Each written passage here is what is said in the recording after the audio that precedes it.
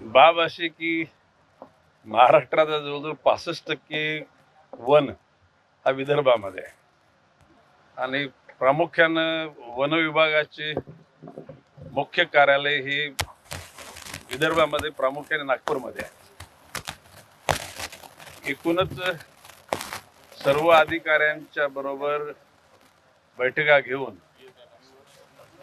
त्यांच्या अडचणी काय आहेत,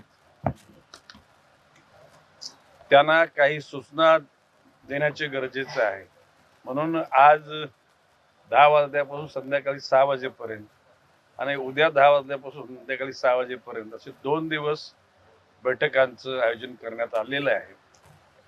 त्याच्यामध्ये प्रामुख्याने वाघ आणि माणूस यांच्यामध्ये चालू असलेला संघर्ष, वाघांचे मानवावर हल्ले, मानवानं वाघांची केलेली शिकार, वाघ आपसामध्ये झुंज घेऊन जखमी होतात, या सर्वच बाबींचा एकूण विचार करता निश्चितपणे हा संघर्ष कमी व्हायला पाहिजे, त्याकरता उपाययोजना करण्याच्या अनुषंगानं निश्चितपणे आदान प्रदान विचाराचं होणार आहे.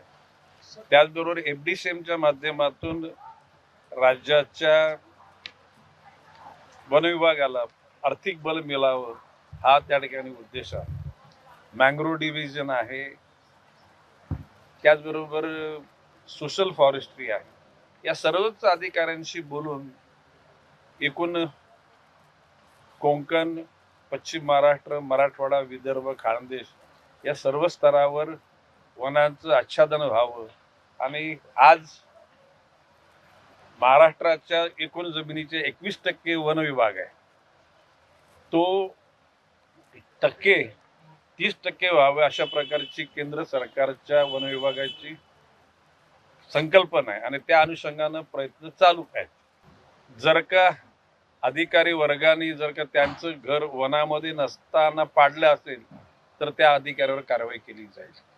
परंतु जर का वन विभागाच्या जागेवर कोणी जर अतिक्रमण केलं असेल तर त्या ठिकाणी वन अधिकाऱ्यांनी जर कारवाई केली असेल ती चुकीची केली असं म्हणणं योग्य होणार नाही.